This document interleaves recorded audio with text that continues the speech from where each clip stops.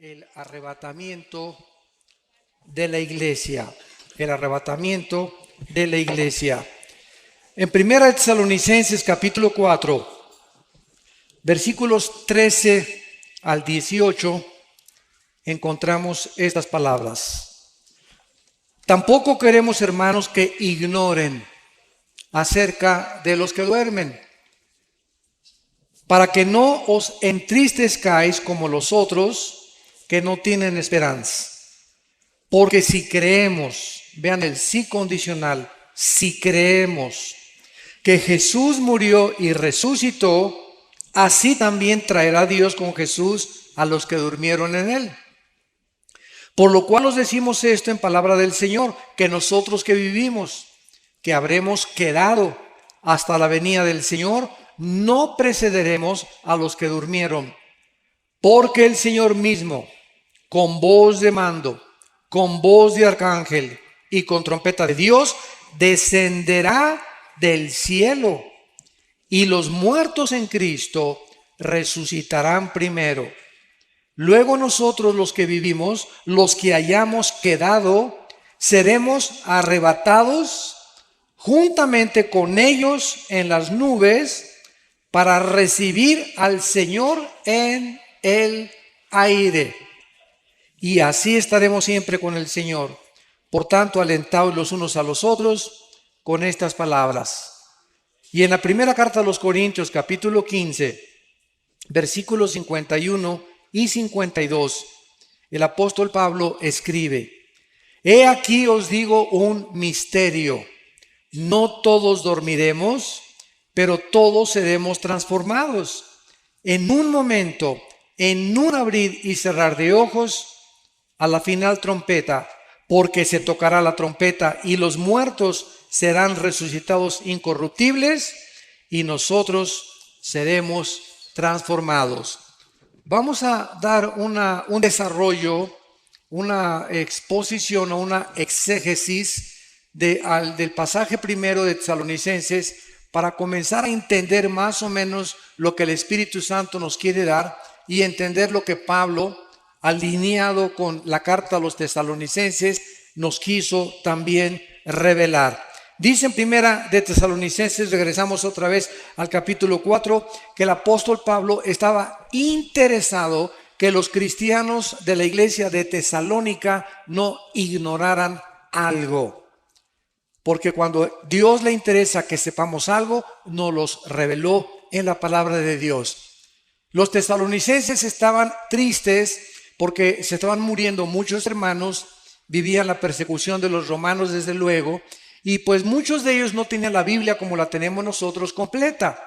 Entonces sabemos que en Latinoamérica, principalmente, no sé, en Colombia, en México, cuando alguien se muere, hay veces que hasta 6 meses, un año, los parientes se visten de negro.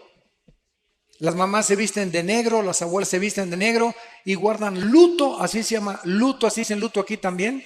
Luto 6 meses o un año y llore al muertito. Y hay veces que te encuentras a personas que perdieron un hijo hace 3 años o 5 años y siguen tristes, siguen acongojadas, siguen con mucho dolor interno. Esto no puede ser así con los hijos y las hijas de Dios. Porque si creemos ahora, si no crees en la resurrección, pues vas a seguir llorando durante 10 años. Pero cuando alguien se muere cercano a nosotros, hay una mezcla de dolor porque somos seres humanos y es bueno llorar, es terrible no llorar. Porque puede desatar una depresión peor todavía. Entonces, bueno, es sano psíquicamente llorar, pero no llorar un año. O más de 3 o 4 meses. O tal vez, ¿verdad? De vez en cuando tienes algún recuerdo de un hijo, de una hija, de tu esposo, ex esposa y salen las lágrimas, no hay ningún problema. Pero estar constantemente en estado de tristeza es contra la salud mental, porque es terrible psicológicamente y además es una manifestación tremenda de incredulidad a la resurrección de Jesucristo. Entonces Pablo, con estos antecedentes, dice: no quiero que ignoren acerca de los que duermen. La palabra dormir, como lo vamos primero a demostrar, no significa que estamos en estado inconsciente en la muerte. Hay una secta que se llama los Testigos de Jehová. Ellos sí enseñan eso. Y vamos a demostrar con la Biblia a continuación de que en el momento que morimos, inmediatamente estamos o en la presencia del Señor. Los cristianos y los no cristianos descienden al centro de la tierra, donde se encuentra todavía el infierno, para esperar que pase los 1000 años del reino milenial de Cristo y resucitar, Apocalipsis 20 del 11 al 15, para el juicio del gran trono blanco. Entonces, hay varias resurrecciones en la Biblia. Cristo es la primera persona en la Biblia en resucitar sin volver a morir. Antes de Cristo, Él resucitó a varias personas, a Lázaro, pero Lázaro volvió a morir. Por eso se le llama en Colosenses el primogénito entre los muertos, el primero en su género, que ha resucitado para jamás morir. Porque en cuanto murió, dice Romanos 6, al pecado murió de una vez para siempre. Vayamos a Génesis 35 y veamos y demostremos con la Biblia a dónde se va el alma y el espíritu, o qué es lo que pasa en el momento de la muerte. La Biblia es el único libro que nos revela de qué forma tan maravillosa hay vida después de la vida, y que nuestros seres queridos que ya partieron están, que Riviera Maya, ni Hawái, ni la costa francesa, están en un lugar de descanso, tranquilos, aleluya, gloria a Dios. Y vamos a ver como a la mitad de la conferencia que nos están diciendo a nosotros, apúrense. Y nosotros aquí, alguien se muere en la ambulancia, hacemos lo imposible, y abren la paso a la ambulancia y el muertito, y con los electroshocks, levántese, ¿verdad? Para hacerlo morir, porque queremos que siga sufriendo con nosotros. Esa es que decimos en México, esa es la neta. Es la realidad. Si supiésemos que el morir es ganancia y que el morir es el final de la vida terrestre, pero que después de la muerte, para eso Cristo vino al mundo, para vencer la muerte y decirnos, yo soy la resurrección y la vida. Juan 11, 25 y 26. Y si ustedes creen en mí, ustedes van a volver a resucitar igual que yo lo hice. Si Cristo no hubiera resucitado, no hubiera cristianismo. Porque la base del cristianismo no son dogmas, no son leyes, no son rituales, no son ceremonias. El cristianismo permanece en pie o se cae con la resurrección de Cristo. Es la base, la piedra angular del cristianismo, que su fundador volvió a vivir de entre los muertos. En Génesis 35, versículo 18, dice, y aconteció que al salírsele el alma. En la traducción la nueva versión internacional que le dije que es una de las peores, dice el suspiro. Imagínense nada más. Digo, por favor, esta palabra alma en el original hebreo es la palabra nepesh. Apúntala, como suena nepesh, con SH. Se pronuncia nepej. Al morir, algo se sale que etimológicamente esta palabra no se puede traducir suspiro o lo dejó. Hay otras traducciones que he leído que dice, y al morir lo dejó. ¿Que lo dejó qué cosa? Gasparín, el fantasma, que se fue de nosotros, ¿verdad? Y por eso es tan importante establecer el origen etimológico de las raíces hebreas y griegas para un estudio mucho más profundo de lo que Dios nos quiere decir. Ahora vamos a compararlo con el versículo 29. Y exhaló Isaac el espíritu y murió. Aquí se usa otra palabra hebrea, que se escribe ruach, con R de Raúl, A-C-H, se pronuncia ruach. Por ejemplo, cuando hablamos del Espíritu Santo, el Espíritu Santo es ruach, el kadosh. El Espíritu Santo, kadosh es santo en el hebreo, y en el hebreo es otra, en el griego es otra palabra. Entonces vemos que la Biblia nos muestra que si se usaron dos palabras diferentes, nepesh y ruach, para describir dos elementos que tanto Hebreos 4:12 y 1 Tesalonicenses 5:23 dicen que cuando muramos el espíritu, alma y cuerpo, sean guardados irreprensibles. El Nuevo Testamento, Hebreos 4:12, la palabra de Dios es eficaz que separa el alma y el espíritu. Entonces, hay dos cosas completamente diferentes dentro de ti y dentro de mí. Dos elementos de los cuales estamos formados. Concluimos que somos un espíritu, tenemos un alma y vivimos dentro de un envase, dentro de un casco, dentro de un cuerpo corruptible que día a día está muriendo celularmente. Pero dentro de nosotros, el valor de lo que está dentro de nosotros, dice en 1 Corintios, tenemos este tesoro en vasos de barro. ¿Cuál es el tesoro? El espíritu que mora dentro de nosotros. Y al morir, se sale dentro de nosotros el alma y se sale el espíritu. Ya vimos que el cuerpo lo pueden cremar o lo pueden enterrar o lo pueden hacer, acabas en la panza de un tiburón, en un avionazo o no sé cómo vayas a morir, un accidente en la carretera. Tenemos de cualquier forma que nos pintemos al otro lado. El cuerpo que Cristo resucite no va a ser tu cuerpo, va a ser un cuerpo completamente nuevo. No va a ser una renovación, va a ser una nueva creación completamente. No va a usar nada de nuestro cuerpo Cristo con la nueva formación que vamos a tener, como lo vamos a ver más adelante. Ahora, ¿qué es el alma? ¿Qué es el nepesh? El alma es el asiento de las emociones, de los sentimientos, del intelecto y de la voluntad. Y hay dos palabras que se usan como sinónimos en el Antiguo Testamento, que es alma y corazón. Cuando dice la Biblia, sobre todas las cosas guarda tu corazón, es el alma. El corazón es el centro de mis sentimientos, de mi voluntad, de mi intelecto y de mis emociones. Emociones, sentimientos, voluntad e intelecto. Y cuando hablamos nosotros entonces del alma, nos damos cuenta que cuando nosotros nacimos como lo vimos en las primeras conferencias, con cuerpo y con alma, pero el espíritu murió con Adán. Nacimos muertos. Efesios 2:1, muertos espiritualmente ante Dios, separados de Dios, de la comunicación. Se rompió la comunicación, se rompió el contacto con la fuente de energía y nacemos los seres humanos sabemos que en lo más profundo, dice Colosenses 3:11, Dios puso la eternidad en nosotros.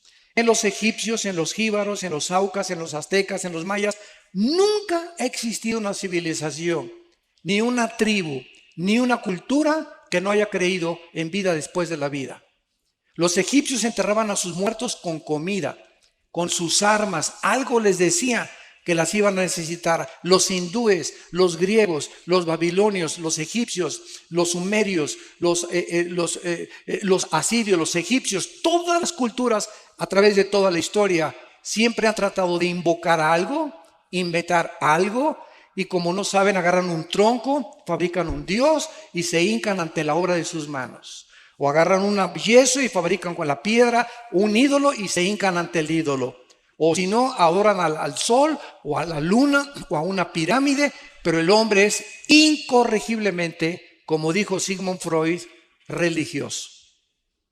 Y esta religiosidad no la pueden explicar, ¿verdad? Los psicólogos, ni los psiquiatras, ni los antropólogos o sociólogos, porque esta religiosidad es simplemente la eternidad con la cual nacimos y tenemos una sensación de que algo trasciende esta vida. Tiene que haber algo que trascienda esto. Y por eso los ocultistas, los brujos hacen comunicación con los espíritus, con el espíritu de Cuauhtémoc, con el espíritu de Cristóbal Colón, comunicarse con el más allá, los ovnis, seres extraterrestres, siempre estamos buscando algo que trascienda nuestro mundo, porque sabemos que no es todo lo que hay aquí en el planeta Tierra.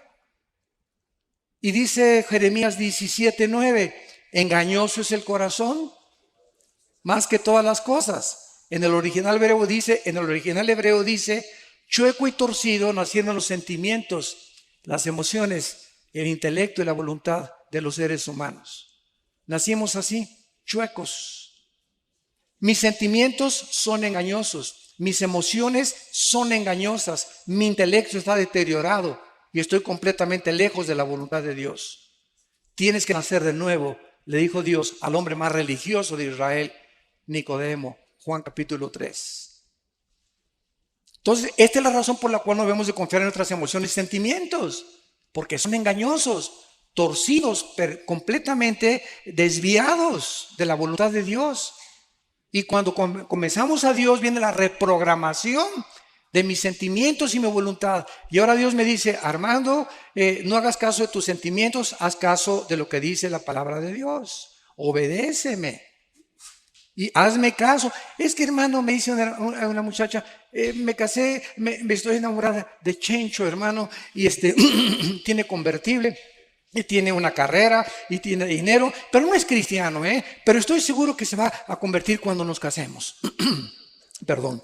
Entonces yo le digo a esta muchacha: mira, fíjate lo que sucede. Cuando una persona cristiana viola la palabra de Dios porque cree que los fines justifican los medios, o porque cree que son puros pretextos, y se casa con una persona que no es cristiana, en ese momento el bien está haciendo y queda empoderado debajo del mal. Porque cuando el bien se pone bajo el mal aprisiona al bien. Y pierdes la brújula del Señor, y tú acabas convirtiéndote en la religión de tu esposo. O acabas siguiendo las cosas de tu esposo. ¿Por qué? Porque desobedeciste a Dios. Y Dios no puede ser burlado. Cuando tú haces un negocio y haces socio del 50% de tus acciones a una persona que no es cristiana, estás violando 2 Corintios capítulo 6. No os unáis en yugo desigual con los incrédulos. ¿Qué comunión tiene la luz con las tinieblas? Y cuando me uno a las tinieblas, el mal derrota al bien. El bien solamente puede derrotar al mal mientras permanece de lejos. Alguien ha dicho: ¿y por qué Cristo se juntaba con los pecadores?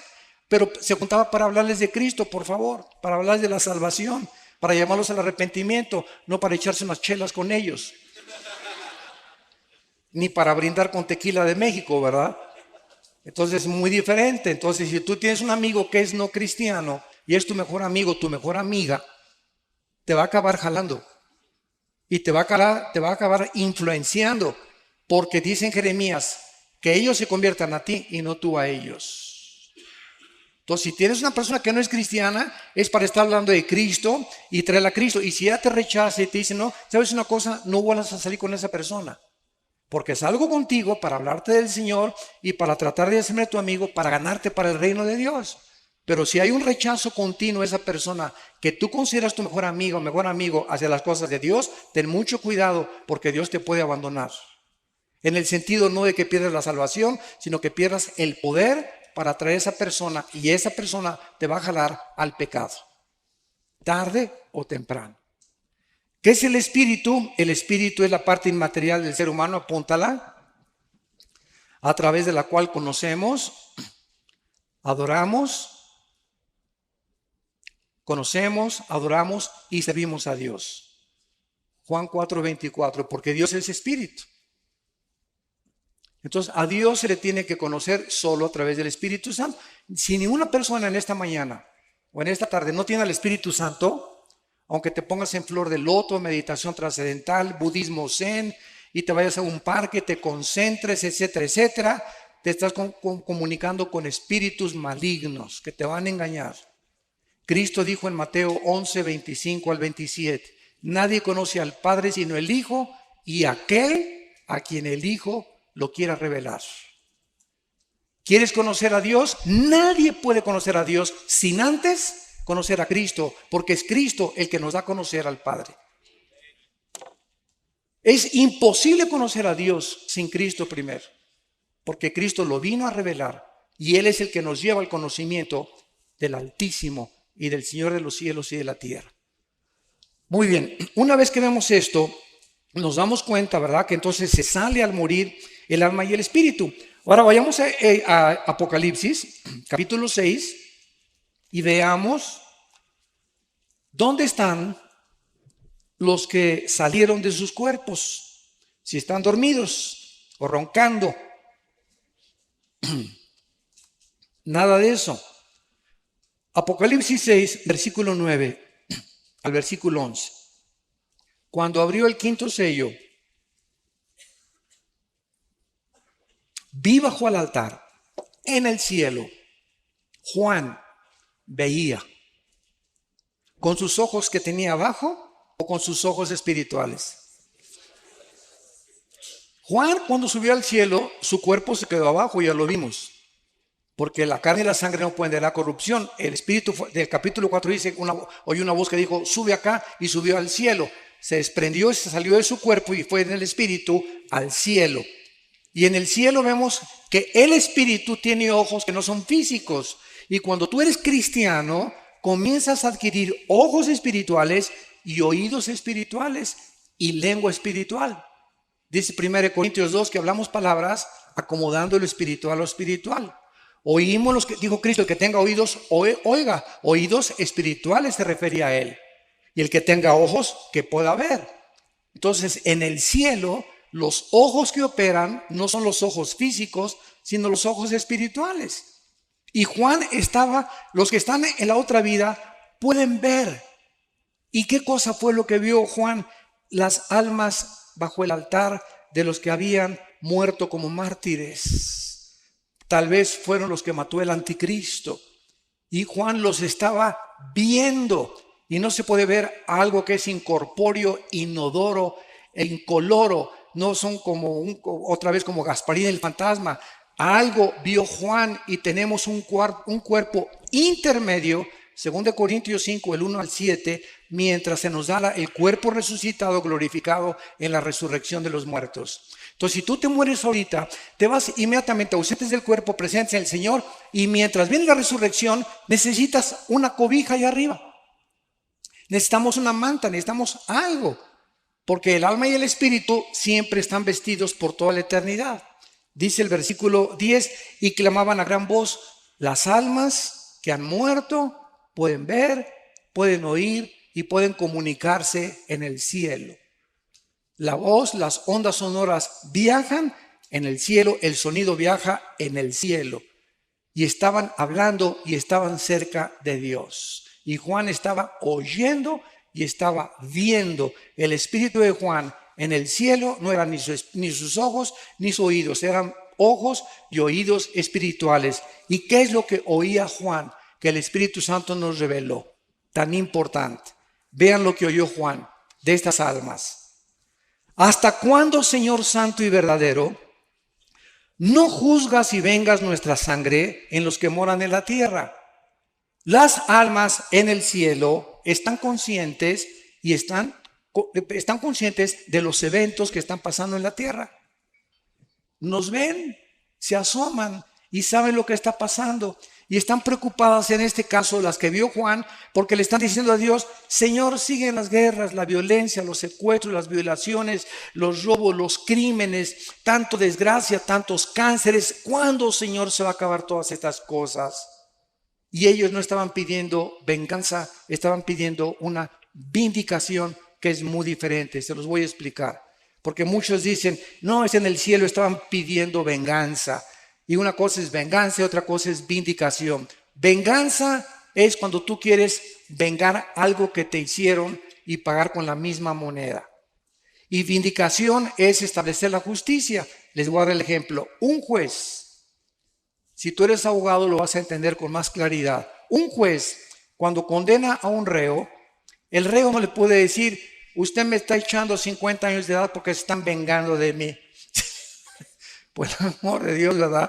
El castigo que se te va a aplicar, pitirijas, tijas, cuijas, no es venganza, se está vindicando la justicia. Porque la justicia exige que se cumplan con 50 años de prisión los crímenes que tú hiciste. Yo no tengo nada contra ti, yo soy el juez, simplemente estoy aplicando la justicia. Esa es la vindicación. Cuando haces tú algo malo, cuando te hacen algo malo y tú no te vengas, Dios te vindica como vindicó a José con sus hermanos. Lo quisieron matar, lo vendieron a los mercaderes de Egipto y cuando él no guardó rencor ni amargura contra ellos, Dios vindicó a José. Y llegaron sus hermanos a hincarse delante de él, a reconocerlo que realmente José tenía un corazón santo y puro delante de Dios. Dios nos vindica tarde o temprano si nosotros seguimos el bien. Entonces, estas almas en el cielo estaban pidiéndole a Dios que por favor se apure. ¿Y ustedes tienen el mismo clamor? Yo por lo menos una vez a la semana, de veras le digo a Dios, cada vez que veo todo lo que está pasando en el Medio Oriente, el degollamiento de las personas, la decapitación, los crímenes, Mi esposa está en un ministerio que es de tráfico humano y mi esposa está involucrada en un ministerio que se llama Tamari, que protege a las mujeres que sufren violencia. Porque mi esposa fue abusada antes de casarse, ¿verdad? Y ella conoce lo que es eso y ella tiene esa carga de defender a las mujeres que sufren violencia intrafamiliar. Y estamos, ¿verdad?, tratando de ayudar a las personas que son raptadas. Tenemos contacto con organizaciones transnacionales e internacionales para poder ayudar a este grupo de personas y de niños que se están vendiendo tremendamente en el mercado, en el mundo. Y a muchos los matan para sacarles los órganos, el corazón, los riñones, y los desaparecen y aparecen como desaparecidos, nunca los encuentran y se encuentran vendiendo en el tráfico internacional de órganos. Un corazón de un niño vale $50,000. Un corazón de una persona de menos de 25 años de edad adulta vale $150,000. Por eso los trasplantes casi son imposibles, por el elevadísimo costo que te cuesta un trasplante de hígado, de riñón o de corazón. Y todo esto es en el mercado que se mueve alrededor del mundo. Entonces, a veces clamamos mi esposo y yo en la semana: Señor, ¿hasta cuándo? De veras llega un momento, ¿verdad? Ya, Señor Jesús, ya ven. Please, ya ven por nosotros. Ya acaba con todo esto. ¿Cuándo va a estar? El hecho de que Dios no haga nada ahorita no significa que no lo va a hacer. La Biblia nos revela que Dios tiene tiempo para vindicar a sus santos, para vengar la sangre que fue derramada desde Abel.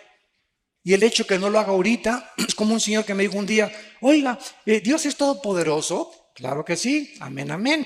Y si Dios es todopoderoso, ¿por qué no termina con el diablo de una vez? Y le contesté: ¿por qué comenzaría con usted? Así que dele gracias. Porque si Dios acabara con el mal, no tendría usted la oportunidad de arrepentirse. Pero Dios es lento en la misericordia y no quiere que ninguno se pierda. Y es por eso que ha extendido su paciencia. Porque aunque haya mucho mal, hay muchas almas que tienen que ser salvadas. Pero cuando se cumple el número, como dice aquí, versículo 11, se les dieron vestiduras blancas y se les dijo que descansaran un poco de tiempo hasta que se completara el número de sus consiervos y sus hermanos que habían de ser muertos como ellos. Entonces quisiéramos que Dios ya hiciera justicia, pero se nos olvida que a lo mejor tu abuelita sería el infierno, o tus hijos, si ahorita hiciera justicia, ellos irían al infierno. Y en la misericordia de Dios nos está dejando a nosotros, la iglesia, antes de que nos saque de este mundo el arrebatamiento, para que ganemos las almas. Los edificios, las esculturas, las pinturas, los títulos, 5 doctorados que tuviste, 5 licenciaturas, todo, absolutamente, el planeta Tierra será reducido a cenizas. Todo absolutamente, menos las almas. Es lo único que tiene valor en el mundo, las almas, por las cuales el Hijo de Dios dio su vida en una cruz. Y se nos manda a nosotros tener el corazón de Cristo y la mente de Cristo para vivir con compasión por las almas. Y que cada semana, yo no quiero que levante nadie la mano, desde que te convertiste, ¿a cuántas personas les has hablado de Cristo? Desde que te convertiste puedes llegar al cielo y decir: esa alma, yo me convertí por esa persona. ¿Habrá almas en el cielo que reconozcan que tú fuiste el instrumento de Dios para que ellos estuvieran arriba? ¿O te dijiste cristiano y llegabas a la iglesia y calentabas el asiento de tu iglesia y aleluya y gloria a Dios, etcétera, etcétera, y nunca hablaste de Cristo a nadie? Nunca te preocupaste por traer a nadie a Cristo. Nunca al mesero, al elevadorista, al lechero, a la humosa, a donde quiera que tú vas, podemos tener la oportunidad de hablar del Señor. Porque somos testigos y para eso el Espíritu Santo vino a nuestra vida. Bueno, regresamos ahora a 1 Corintios, capítulo 15. Y una vez que hemos visto que después de la muerte no estamos dormidos en el sentido que estamos en un estado cataléptico e inconsciente, sino que estamos vivitos y coleando en la presencia del Señor, en el cielo inmediatamente. Dice en Corintios 15, 51, el apóstol Pablo: he aquí os digo un misterio. He encontrado personas que me han dicho: Oiga, señor Alducín, es que hace 80 años o el siglo pasado el rapto de la iglesia no estaba en los libros, ni los antiguos predicadores predicaban de estas cosas. Es una nueva doctrina, así me han dicho. Es una nueva doctrina. Les digo, cabezas de melón y de calabaza. Por eso Pablo dijo, les digo un misterio. Pablo, el rapto era un misterio que no se conocía en el Antiguo Testamento.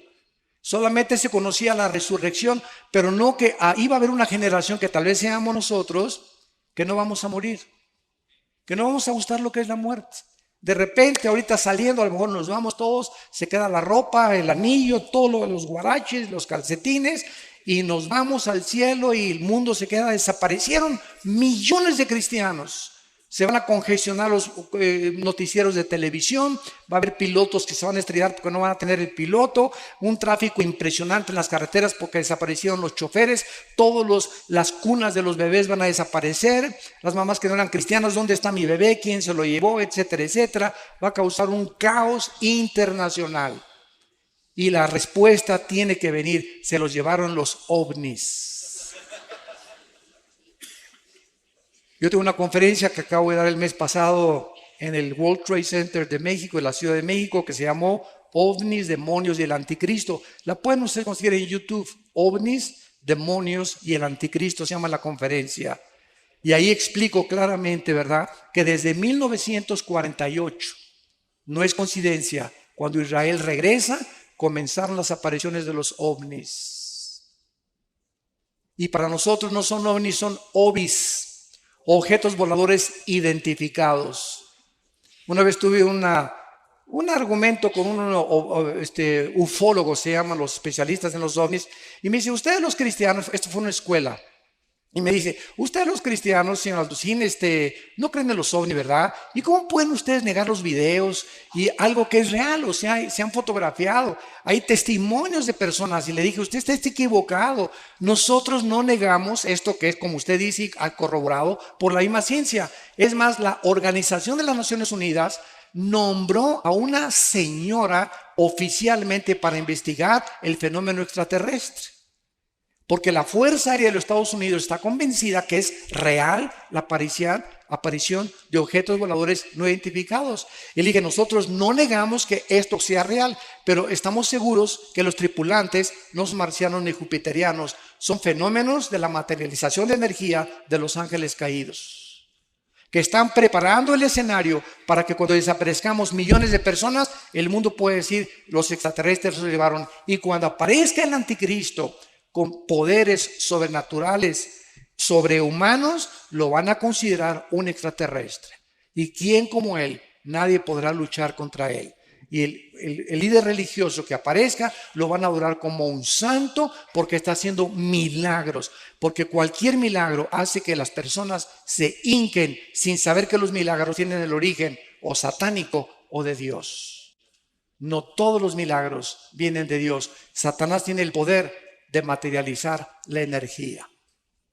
Entonces, este misterio que Pablo está relatando nos dice, ¿cuál es el misterio? Que no todos vamos a morir, no todos vamos a dormir, sino todos seremos transformados, cambiados.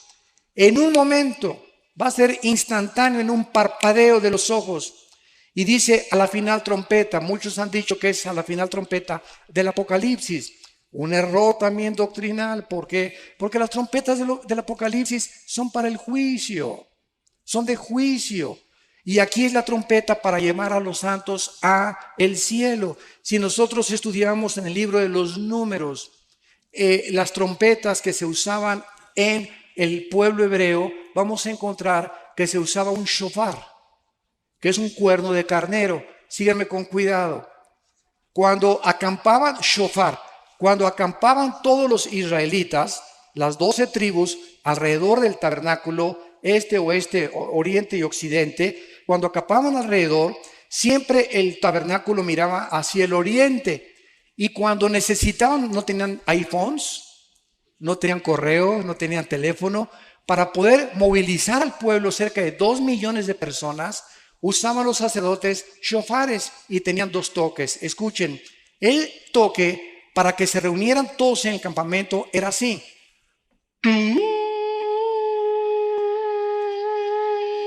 Seguido, sin parar. Y cuando era una emergencia, córranle, empaquen las cosas porque nos vamos, porque el enemigo nos ataca. Era... Cuando era intermitente, era de emergencia. Y la trompeta que se va a sonar es la de Yom Teruah, la fiesta de las trompetas. Porque Cristo cuando vino cumplió 4 fiestas y faltan 3 que se cumplan. Las 7 fiestas de Israel están relacionadas con Jesucristo. Y las 3 que faltan son las de las trompetas, la de Yom Kippur y la de los tabernáculos. Las tabernáculos las vamos a cumplir en el milenio, pero faltan las trompetas. Y cuando venga Cristo en las trompetas es el arrebatamiento de la iglesia. Y las 3 fiestas que faltan caían en el mes de Tishri, que es el mes de septiembre. Tal vez por eso fue el ataque a las Torres Gemelas el 11 de septiembre. Los acontecimientos que han conmocionado al mundo han sido en septiembre. Ahorita se esperan las lunas de sangre en septiembre, etcétera, etcétera. Yo no estoy diciendo, no digan, el hermano dijo que en septiembre nos vamos. Tengan cuidado lo que oyen. Yo no estoy diciendo eso. Estoy diciendo que coincidieron las fiestas y que la final trompeta que se está estableciendo aquí Pablo se está refiriendo es la última trompeta de la fiesta de las trompetas. No puede ser la última trompeta de Apocalipsis porque esas son para juicio y estas son para... Dios nos está llamando y solo nosotros la vamos a oír. Así que acostúmbrate a lo que acabo de tocar ahorita. Ándale. Y por eso los shofares, ¿verdad? Tú vas a Israel y te venden los shofares y es dificilísimo tocar. Si la trompeta es difícil tocarla, más un shofar. Pero el toque es increíble. Nadie suena como el cuerno de un carnero o los shofares. Entonces, veamos ahora, regamos a Tesalonicenses y dice así la explicación. Primera de Tesalonicenses 4, versículo 15. Por lo cual os decimos esto en palabra del Señor, que nosotros que vivimos, los que habremos quedado cuando venga el Señor o hasta la venida del Señor, no precederemos a los que durmieron. O sea, si viene Cristo hoy en la tarde, hoy en la noche, a las 10 de la noche, vamos a suponer, antes que nosotros seamos arrebatados, van a resucitar todos los que murieron de Pentecostés a nuestros días. Los santos del Antiguo Testamento van a resucitar hasta la segunda venida de Cristo. ¿Cómo lo sabemos? Vean lo que dice el versículo 14. Porque si creemos que resucitó, murió y resucitó, traerá Dios con Jesús a los que durmieron en Él. Hasta Pentecostés fuimos colocados en el cuerpo de Cristo. Estamos en Efesios, dice, en Él. Dice Romanos 6 que fuimos sepultados con Él, identificados en su muerte, en su sepultura, y cuando Cristo resucitó, resucitamos con Él. Estas son cosas que la mente humana no puede captar. Es tremendo espiritualmente, pero Dios nos considera ya sentados con Cristo, reinando con Cristo posicionalmente, aunque en la práctica tenemos que seguir luchando contra el pecado y contra las enfermedades. Entonces, solamente desde Pentecostés se formó la iglesia y desde Pentecostés los que reciban a Cristo estamos en el cuerpo de Cristo mediante el bautismo del Espíritu Santo. Los otros cristianos o fieles que murieron antes de Pentecostés van a resucitar hasta la segunda venida de Cristo. Daniel 12, versículo 2.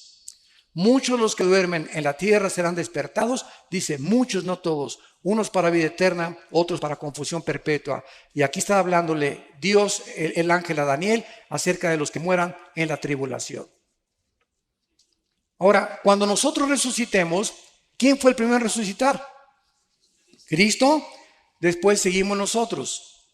Vean cuántas resurrecciones va a haber. Después de nosotros van a resucitar los 144,000. Después van a resucitar los 2 testigos, Apocalipsis 11. Después van a resucitar los santos del Antiguo Testamento, llevan 5 resurrecciones. Y después van a resucitar al final del milenio los que entraron sin cuerpos al reino milenial, cuando Cristo venga y no estaban glorificados, y van a tener que resucitar para vivir en la eternidad y en la nueva Jerusalén con Él. Entonces la Biblia menciona más de 5 o 6 resurrecciones. La primera fue Cristo, 1 Corintios 15:52. Primero es Cristo y las primicias después, que somos nosotros. Y después los que durmieron en él. Ahora sigamos lo que dice el relato. Versículo 16. Porque el Señor mismo, Cristo mismo, a todo color, en persona, físicamente, bajará del cielo. Y él bajará acompañado de Miguel, que es el jefe y comandante de todas las huestes de ángeles del cielo. Van a ser millones de ángeles cuando venga Cristo, y ninguno va a tocar la tierra, todo va a ser en el aire. Cuando llegamos de repente, ¡pum!, y nos salimos y estamos con él en el aire. Los arcángeles van a bajar con él, se va a tocar la trompeta de Dios y entonces él va a descender del tercer cielo al primer cielo, a la atmósfera. Y en ese momento todos los que están en las tumbas van a resucitar de Cristo a nuestros días. Los que murieron en Cristo, los que estaban identificados, bautizados en el cuerpo de Cristo, que somos la iglesia, judíos, griegos, mexicanos, colombianos, bla, bla, bla, bla, bla. Y dice la Biblia en el versículo 17, luego nosotros, o sea, primero la resurrección de los que murieron en él, y entonces nosotros, en fracciones de segundos, en un parpadeo, vamos nosotros, dice la Biblia, a ser arrebatados.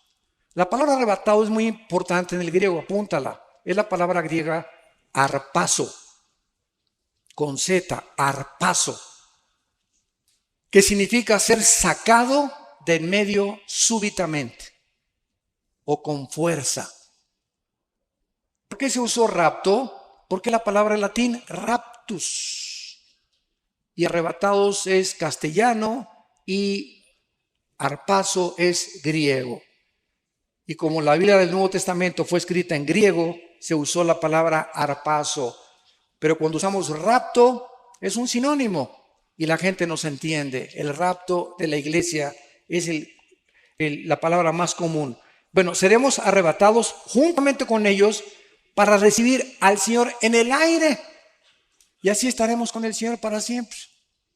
Ya, adiós mundo cruel, ya nunca te veré, ¿verdad? Oye, hermano, y si se queda mi abuelita ahí en la tierra, y si se queda mi hijo y veo que se quedó mi hijo, ay, Señor, mi hijo, ¿no te lo quieres traer también a él, por favor? ¿Sabes una cosa? Los sentimientos aquí abajo en la tierra van a ser transformados y las emociones completamente en la nueva creación que Dios va a hacer de nuestros cuerpos. ¿Por qué? Cristo cuando vivió, estaba un día enseñando a los discípulos en un cuarto y de repente alguien oyó y fueron a contestar a la puerta. Y uno de los discípulos desde la puerta le gritó al Señor, Señor, es tu mamá y tus hermanos. Pregunta, ¿por qué no entraron al discipulado? ¿Por qué no entraron al estudio? ¿Por qué no estaban con Cristo? Porque dice la Biblia que no creían en Él. María no creía en él. María, aunque sabía lo que el ángel le reveló y le dijo que una espada traspasaría su corazón, María al pie de la cruz entiende finalmente cuánta obstrucción espiritual, porque el Espíritu Santo no ha venido, que él era el Hijo de Dios. En las bodas de Canaán quería que lo siguiera obedeciendo. Haz esto, y le contesta a Cristo, mujer, entiende, mi hora no ha llegado. Por el amor de Dios, mamacita, pórtate bien. En otras palabras, te hablan tus mamás y tus hermanos, y Cristo, ¿qué les dice? Espérenme tantito, ¿no? Mi familia es primero. No dijo eso. Mi madre y mis hermanos aprovechó para dar esta lección. Son los que hacen la voluntad de mi Padre y lo obedecen. Mi madre y mis hermanos, ahorita nosotros aquí somos la verdadera familia. Si mi abuelita no se convierte, si mi mamá no se convierte, si mis hermanos no se convierte, ustedes son mis hermanos, ustedes son mis madres, ustedes son mis padres, ustedes son mis hermanos en Cristo.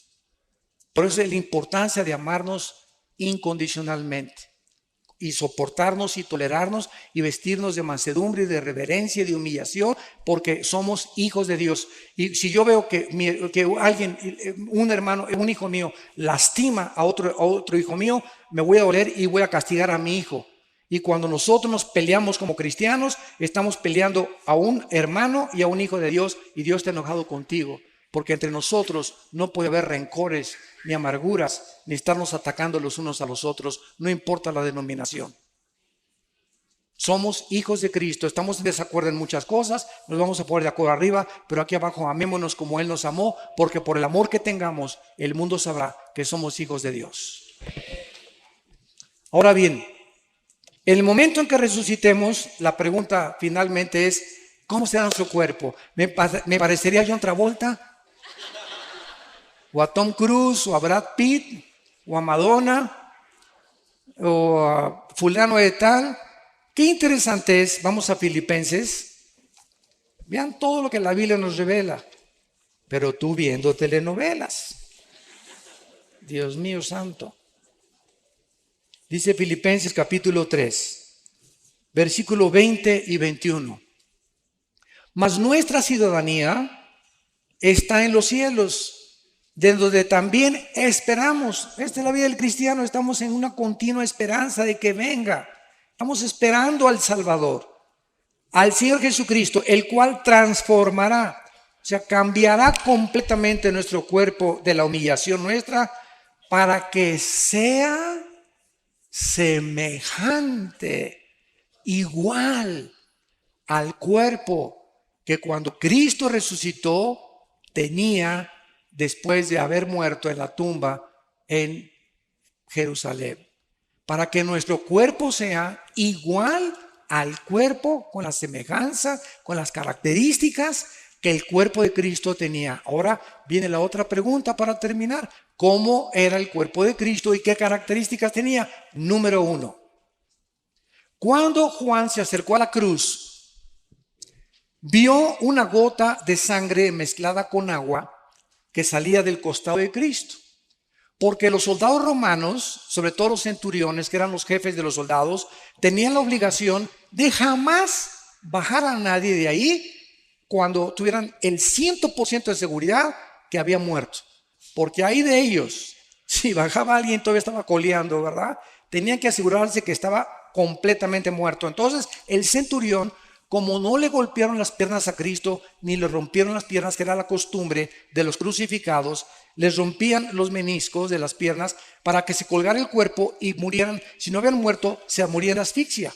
Ya no podían, el cuerpo ya no podía hacer esto y se morían sin aire, se asfixiaban. Pero a Cristo no le rompieron las piernas. Fue el único crucificado que no le rompió las piernas porque se profetizó que no romperían ningún hueso. Entonces el centurión agarra la lanza y le atraviesa del lado izquierdo al lado derecho a Jesucristo, lo atraviesa de lado a lado, traspasando el pericardio, que es la capa que envuelve al corazón. Y cuando Juan se acerca y escribe hace 2000 años, señores cardiólogos que nos escuchan, ateos o escépticos, vio una gota de sangre mezclada con agua, y la cardiología moderna testifica que cuando esto se combina, el agua con la sangre, es por una rotura del pericardio, de la capa pericárdica, que es la que envuelve todo el corazón. Esto nos explica, esto es impresionante, el Salmo 22.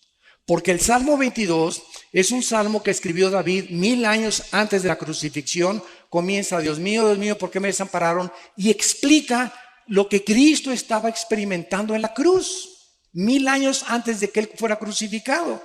Y pone, clavaron mis manos y mis pies, sobre mi ropa jugaron suertes. Y entonces dice el Salmo, mi corazón fue como la cera derritiéndose en medio de mis entrañas. Pregunta, ¿de qué clínicamente, cómo podemos decir que ocasionó la muerte de Cristo? No murió de asfixia, no murió de desangramiento, porque cuando ya se salió la sangre mezclada con agua, ya no tenía una sola gota de sangre en su cuerpo. El corazón fue como cera. Lo que ocasionó la muerte de Cristo fue que el corazón le explotó de dolor.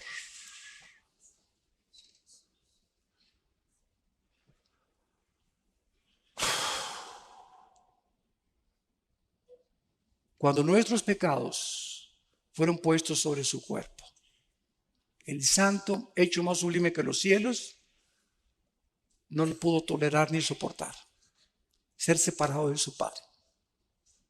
Y eso fue lo que provocó su muerte física.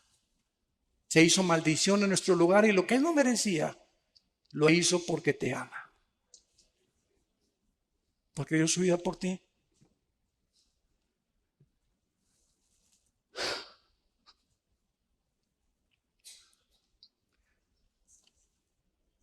En segundo lugar, vamos a Lucas capítulo 24 y veamos otra característica de Jesús cuando resucitó. Esto es también muy interesante. Dice Lucas 24. Estamos viendo nuestro cuerpo, igual al de Cristo, ya no va a funcionar con la circulación de la sangre. Ahorita nuestros cuerpos necesitan la sangre porque la vida, antes de que se descubriera la circulación de la sangre, en Levíticos 17:11, 3000 años antes de que se descubriera, señores médicos, la circulación de la sangre, la Biblia decía, la vida de la carne está en la sangre. Y es interesante que la palabra vida, ahí en Levítico 17:11, sea la palabra hebrea nepesh, que es alma. Escuchen, el alma está en la sangre. El alma se transmite en la sangre.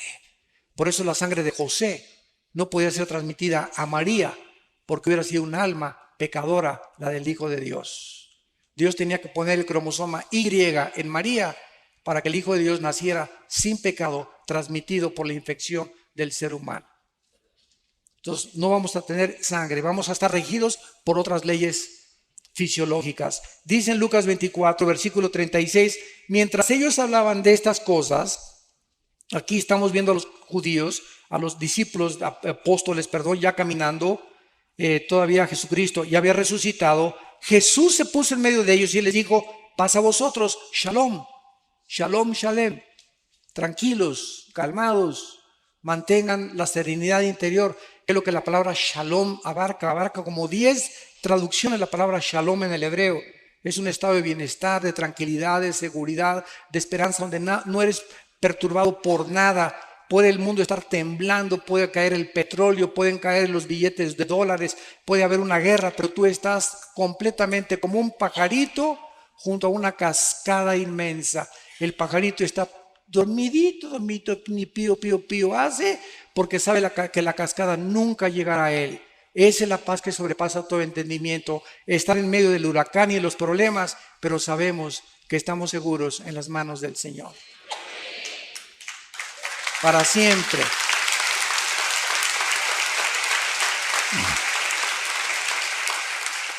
Entonces, espantados y atemorizados, pensaban que veían espíritu. Pero Él les dijo, ¿por qué están turbados y vienen a vuestro corazón estos pensamientos? Miren mis manos y mis pies, y yo mismo soy.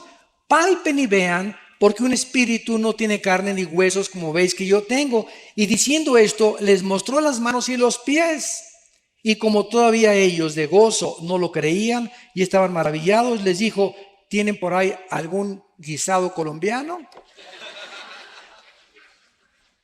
La Biblia menciona casi siempre los pescados y la miel como los alimentos, el mejor alimento que puede el ser humano tener, el pescado y la miel. Y está demostrado con el tiempo, ¿verdad? Que la miel la puedes tener, nunca se echa a perder la miel. Es impenetrable por ninguna bacteria ni por ningún microbio. Bueno, haciendo a un lado esto, vemos que el cuerpo de Cristo no tenía sangre. Al mismo tiempo, el cuerpo de Cristo era un cuerpo que se materializaba y se desmaterializaba a voluntad. Podía atravesar las paredes y podía ser tocado, y tocaban algo sólido los discípulos. Y en tercer lugar, nuestros cuerpos nuevos vamos a seguir comiendo. Adán, antes de pecar, comía. Entonces, y dice en Apocalipsis 22 que habrá el árbol de la vida en la Nueva Jerusalén. ¿Por qué? ¿No se han preguntado esto? El árbol de la vida aparece en Génesis 2 y en Apocalipsis 22. Nada más, el árbol de la vida. Antes del pecado, participaban del árbol de la vida. Y después del pecado, dejaron de participar del árbol de la vida. Ahora participamos del árbol de la vida, que es una representación de Cristo. Pero cuando muramos con cuerpos ya glorificados, vamos a participar del fruto que Adán rechazó. La pregunta es ¿por qué? Porque Dios nos muestra que aún resucitados y eternos con Él, jamás seremos dioses. Siempre dependeremos de Él.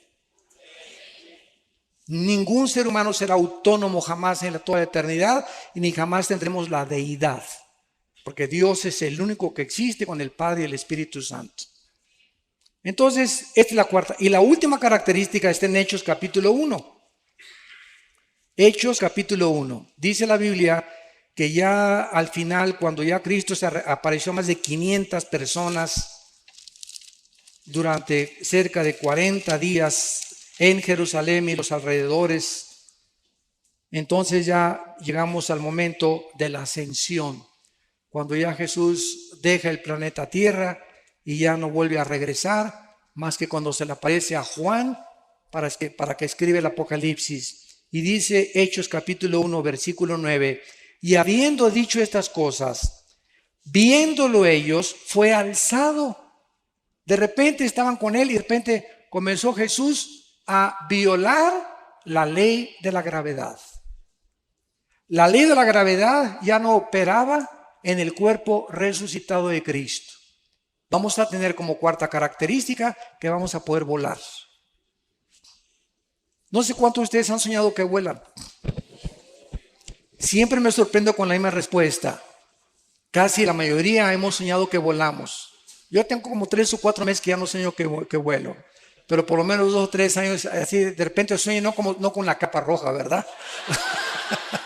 Ni con la S aquí, ni con la camiseta azul, sino que de repente así y me dirijo y bajo, etcétera, etcétera, y me transporto. Esto es interesante porque nunca se habían preguntado ustedes que si Cristo cuando regrese va a morar en Jerusalén y el planeta Tierra ya no va a haber mar, el mar va a desaparecer y el planeta Tierra va a seguir teniendo naciones, como dice Apocalipsis 21 y 22, ¿cómo entonces nos vamos a ir si México no es México, va a tener otro nombre? Los que estemos aquí en este lado occidental, ¿cómo iremos al oriente una vez al año? Si no va a haber aviones, no va a haber motores de gasolina, no va a haber absolutamente nada, vamos a regresar a la agricultura, vamos a regresar completamente, pero ¿cómo vamos a ir de año en año? Caminando nos tardaría quién sabe cuántos años en llegar a Jerusalén, pues vamos a ir volando. De repente atravesamos, ¿verdad? Todos cientos de millas o de kilómetros y estamos en Jerusalén y regresamos a casa otra vez. ¡Qué bendición tan grande! ¿Y tú que querías ser Superman? Bueno, damos gracias por la palabra de Dios. Han sido ustedes un público admirable. De veras, como esponjas han recibido la palabra. Gracias por sus vidas.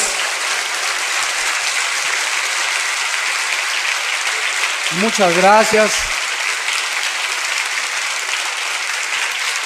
Las preguntas, ¿verdad? Una ronda de preguntas rápidas, doctor Alduzo.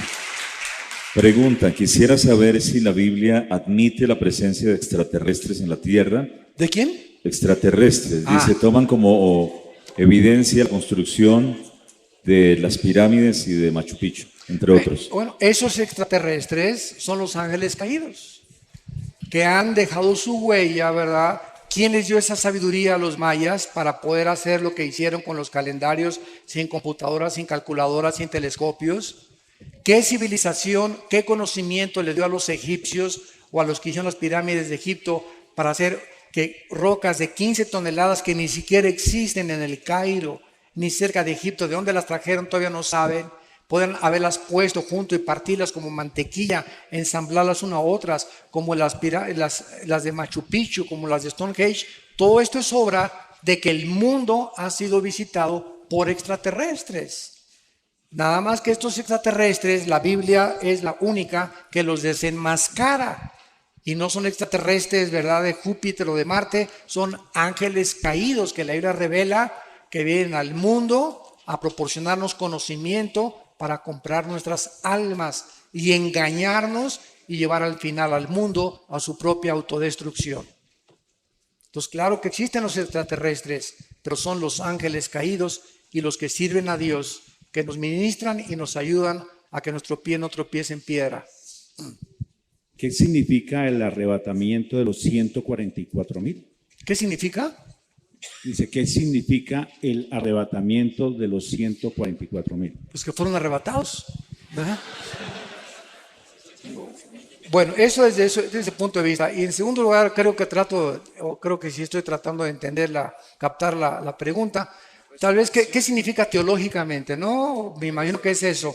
Bueno, cuando es importante que entendamos lo siguiente, la iglesia tiene que salir del mundo para que Israel vuelva a entrar al campo a jugar en lugar del Barcelona. Entonces es importante que los judíos vuelvan, por eso dice Romanos 9, Romanos 10 y Romanos 11, 3 capítulos de Romanos dedicados a explicarnos que Dios no ha terminado con los judíos, están en la banca, ahí está el Chicharito en la banca todavía, y después le dan su chance, ¿verdad? Para que mete el gol y pase el Real Madrid, ¿verdad? A la liga. Entonces ¿cómo que hay? Cuando los judíos, ¿verdad? Salgamos nosotros, la banca, que están en la banca, van a entrar al partido y entonces será predicado el Evangelio eterno y Dios escogerá 144,000 judíos que pueden ser colombianos, porque hay judíos colombianos sin que tú lo sepas, hay judíos mexicanos, hay judíos etíopes, hay judíos franceses. Repito, las 10 tribus se perdieron y fueron dispersas por todo el mundo y hay cantidad de judíos que no saben que son judíos. Y Dios va a levantar de todas las naciones, va a ser el último ejército de Dios. Entonces significa que Israel vuelve otra vez a entrar al campo, al escenario, y ahora le toca a Israel la evangelización última del mundo. ¿Hay alguna información genética que pueda determinar que una persona sea homosexual o lesbiana? Si hubiera algún gen que determinara eso, entonces no habría ninguna responsabilidad y la Biblia sería mentirosa. Porque entonces yo no tendría ninguna base para poder condenar a una persona que ha escogido ser mujer y es hombre, o a un hombre que ha escogido ser hombre y es mujer. Entonces no hay ningún gen absolutamente que demuestre eso. Esto es una aberración completa que han tratado de usar para justificar precisamente un pecado de homosexualidad o de lesbianismo. Quiero decirles que de acuerdo al doctor James Dobson, que es un psiquiatra, psicólogo norteamericano cristiano en Los Ángeles, de acuerdo a sus investigaciones, la mayor parte de los homosexuales vienen de hogares de matriarcado, donde en el hogar no había una figura masculina como el patrón, era la mamá la que mandaba y la que daba las órdenes, donde el papá perdió completamente toda la autoridad y la mujer tomó la autoridad. El niño varón necesita un patrón de un hombre. Esto es indispensable para su crecimiento y salud psíquica normal y espiritual. Entonces, la mayor parte de ellos han sido de estos hogares y otra parte, dice el doctor Dawson, la mayor parte también de los homosexuales, casi un 50 y 50%, han sido personas abusadas en su infancia o en su juventud sexualmente. Hay muchachas que desgraciadamente tienen una experiencia sexual antes de casarse a los 14, 15 y 6 años de edad y fue horrible esa experiencia y entonces agarran un odio inconsciente contra los varones y en ese momento Satanás te manda a una señora, véngase para acá mi nena, aquí te cuido yo, etcétera, etcétera, y sin que se den cuenta comienzan a desarrollar un amor hacia las mujeres y un odio hacia los varones. Y cuando se dan cuenta ya cayeron en la trampa de Satanás y no son lesbianas porque hayan nacido, sino porque están lastimadas emocional y psíquicamente. Lo mismo con los varones. Muchachos, que mi esposo y yo a todos los homosexuales y los que tenemos en la iglesia, porque tenemos muchos y los aceptamos, pero les decimos los aceptamos porque la iglesia es un hospital, pero ustedes tienen que cambiar su conducta y echarle ganas y discipularse y confesar su pecado, y si a los 6 meses o un año no han cambiado, no los mandamos a un campamento de jóvenes, ni que enseñen la escuela dominical, ¿verdad? Tampoco. Tienen que pasar 4 o 5 años, ¿verdad? Para que podamos realmente ver que hay fruto. Decía David Wilkerson, un grande hombre de Dios que fundó los Teen Challenge, el desafío de la juventud, los centros de rehabilitación más grandes cristianos del mundo. Él el pastor en Times Square de la iglesia pentecostal Asambleas de Dios. Y decía David Wilkerson que de todas las personas que ha conocido, heroinómanos, cocainómanos, marihuanos, etcétera, etcétera, el homosexual es la persona más difícil de rehabilitar, pasando los 25 años de edad. Antes de los 25 no están tan lastimados y hay mucha oportunidad de salvarlos, pero ya a los 30, 40, si siguen practicando eso, es 10 veces más difícil. Doctor Alducin, ¿es bíblico la doctrina de cubrir los objetos y personas con la sangre de Cristo? No. Ejemplo, yo cubro con la sangre de Cristo mi casa. ¿En qué Biblia está eso? Ni en los mormones está eso tampoco, ¿verdad? Yo creo que ni en el Corán está eso. Esas son costumbres y tradiciones que hemos inventado. ¿Qué es la sangre? ¿Qué es la sangre? La sangre es la vida. Cuando Jesús derrama su sangre, ¿qué derramó? Su vida, porque la vida está en la sangre. Entonces, cuando tenemos a Cristo entre nosotros, ¿a quién tenemos? La vida de Cristo. Y cuando decimos, la sangre de Cristo me cubre, ya estoy cubierto, porque lo tengo a Él dentro de mí. Entonces no necesito que te cubra la sangre de Cristo, porque no aparece, ya fuimos rociados con la sangre de Cristo, dice 1 Pedro, cuando recibimos a Cristo dentro de nosotros, y fue su sangre la que nos dio la vida, porque es la vida la que está en la sangre. Como tampoco ya hay que ungir mi coche cuando compro un carro o mi casa para que no entren los demonios, porque todas esas cosas pertenecieron al Antiguo Testamento. Ahora es la oración, tengo mi casa, mi coche, mi motocicleta. Padre, te encargo mi casa, reprendemos todo espíritu de aquí. Esta casa es usada para la gloria de Dios, mi carro es para la gloria de Dios. Guárdanos de choques y accidentes, pero estar ungiendo las cosas perteneció al Antiguo Testamento porque el aceite era un símbolo del Espíritu Santo. La única parte que se usa el aceite en el Nuevo Testamento es en Santiago 5, unjan a los enfermos y los líderes y la oración de fe salvará al enfermo. Pero estar ungiendo y bajo la sangre de Cristo, etcétera, etcétera, son frases que hemos acuñado, ¿verdad? Y queremos, yo entiendo lo que quieren decir, ¿verdad? Te cubro bajo la sangre de Cristo, o sea que estoy diciéndole a mi hijo, ¿verdad? Que el Señor te proteja, pero si mi hijo se porta mal, ni la sangre de Cristo lo va a cubrir. Entonces no es mágico esto. Casi es como el agua bendita. Si el alma está en la sangre, donar órganos y transfusiones de sangre es un error. No, absolutamente. Este es el error de los testigos de Jehová. Como ellos saben que la sangre, el alma está en la sangre, evitan las transfusiones y prefieren morir a que les transfundan sangre. Han sido demandados por la ley en Estados Unidos los testigos de Jehová por eso, porque cuando se necesita una transfusión de sangre no la hacen. Entonces es imposible que digamos, ¿verdad?, que va a ir el alma ahí transfundida, porque no es correcto eso. Cuando Dios sopla sobre Adán el soplo de vida, se trataba del Espíritu Santo que después de la caída por el pecado se separó y trajo muerte espiritual. Así es, efectivamente. Antes de la caída, ¿qué tipo de espíritu había en Adán? No, o sea, antes de la caída el ser humano fue habitado por Dios, el Espíritu Santo.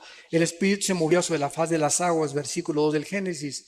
Y después de la caída el Espíritu Santo se sale de Adán y el ser humano queda dependiendo no solamente empíricamente de sus 5 sentidos, que son las ventanas del alma. Mis ojos, mis oídos,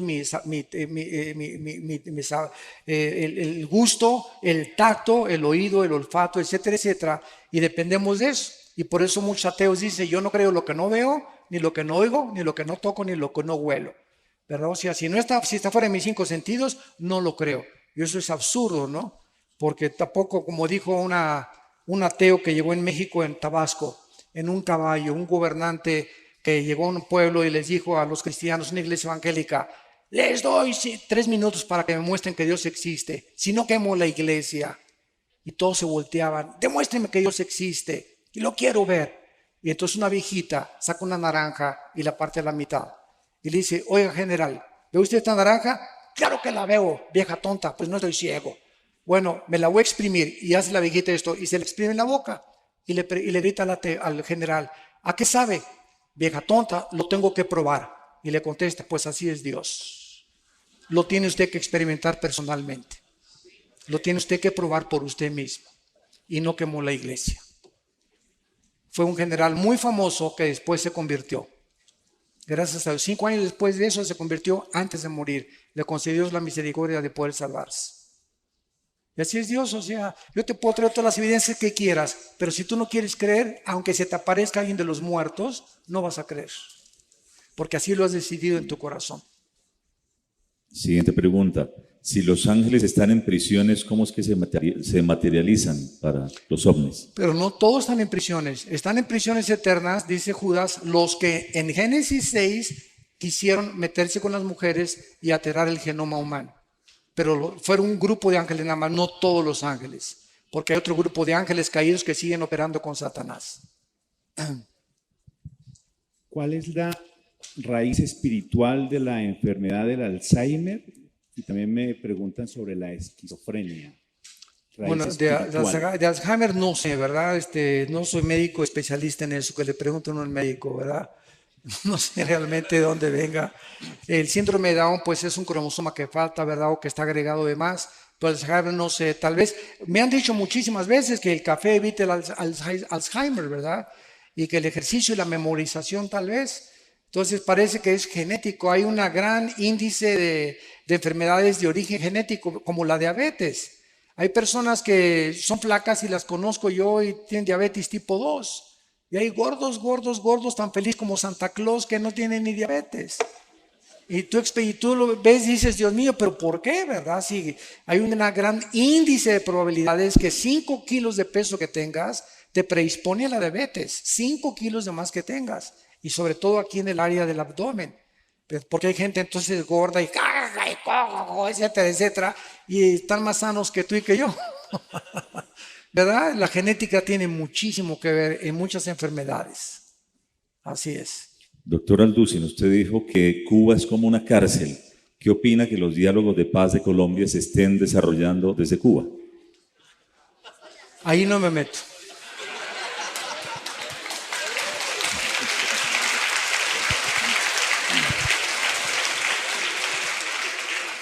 No me meto porque estoy en un país que no es mi país. No sé las intenciones del gobierno actual colombiano y no puedo juzgar así porque no estoy muy inmiscuido ni profundizado en este problema político ni con las FARC tampoco. Entonces, disculpen, no puedo opinar en algo que no tengo la suficiente información, ¿verdad?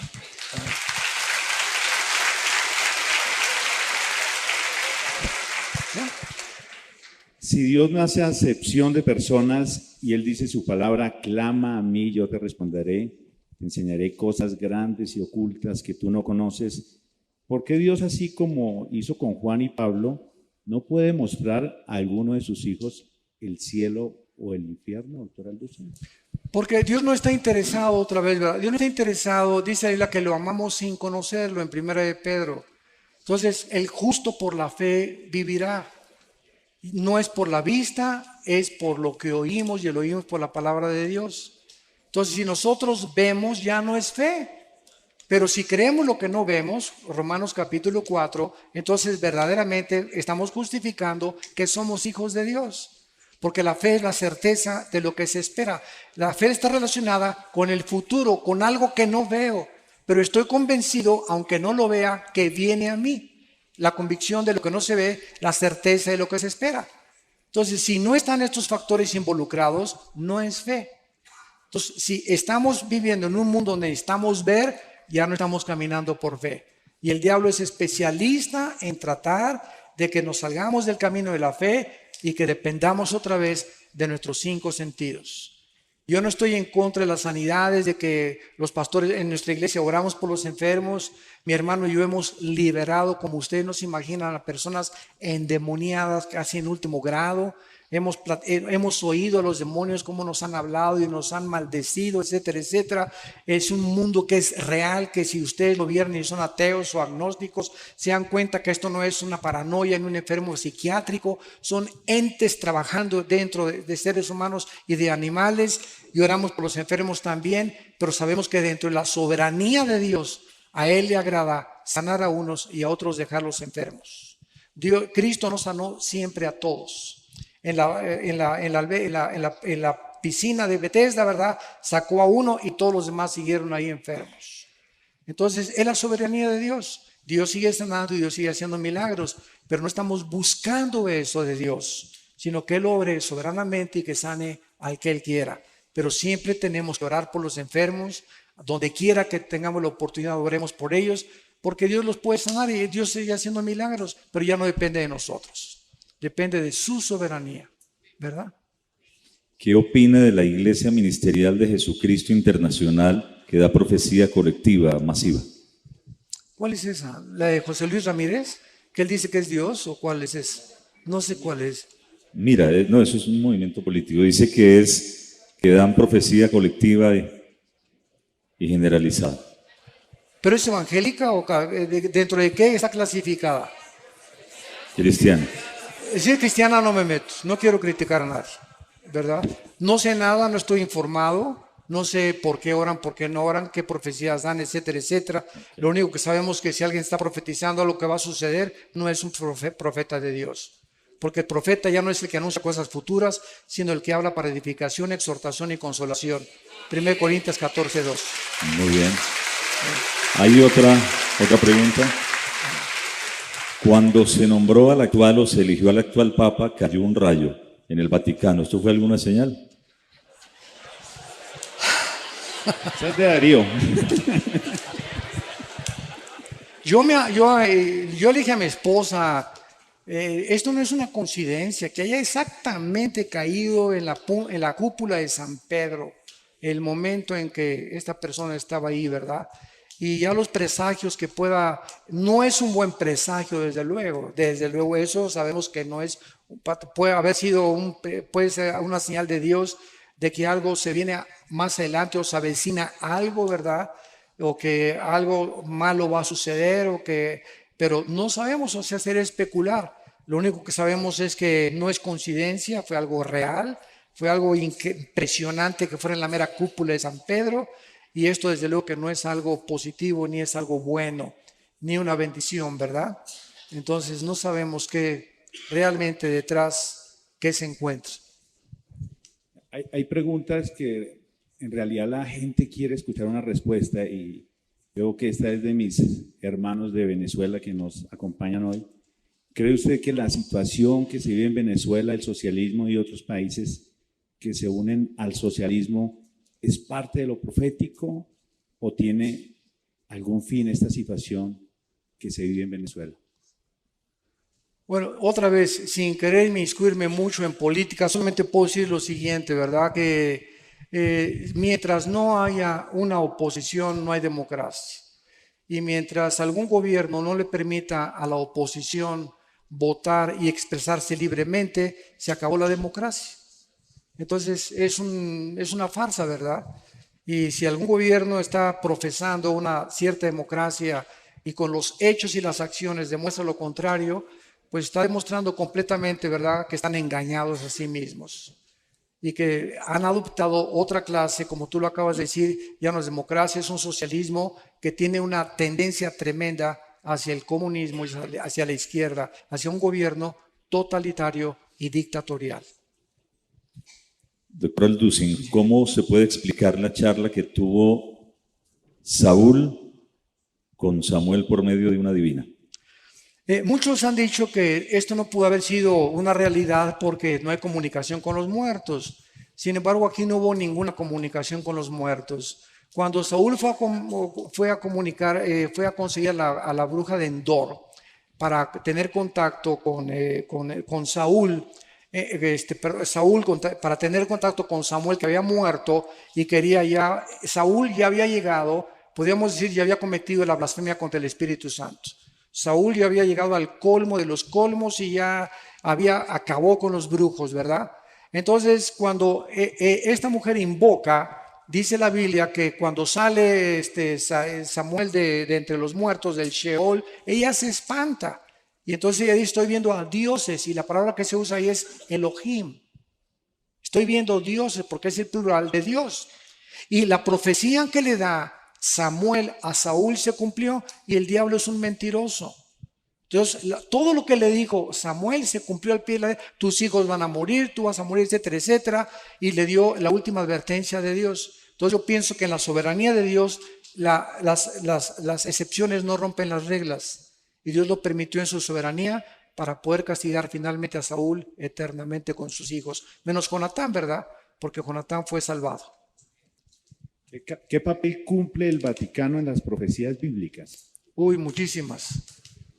Ya nos da tiempo, ¿verdad? Pues lo único que sabemos, ¿verdad? Que con todo respeto, ¿verdad? Yo sé que hay muchos católicos que ya están aceptando a Cristo. La Biblia fue cerrada, así fue cerrada por el Vaticano en el año 375, cuando el emperador Constantino dice que se convierte y absorbe el cristianismo como religión oficial. Esto forma parte de la historia cristiana y lo podemos hablar. Y desde el año 375, escúchenme, hasta 1961 y 62, en el Segundo Concilio Vaticano, fue el Papa Juan XXIII, de los mejores papas que ha habido. Es el primero en que comenzó a leer la Biblia, porque se fue prohibida por más de 1800 años. Prohibida, que nadie la leyera, y la escondían del populus, de la población. Y Juan 23 abre la Biblia y comienza.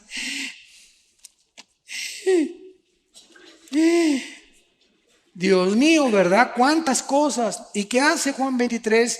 Comienza a ser iluminado en la soberanía de Dios, y Juan 23 comienza a quitar las imágenes, manda a quitar el latín de las misas y comienza a permitir que el pueblo lea la Biblia sin el imprimatur ni la autorización de un cardenal o de un obispo.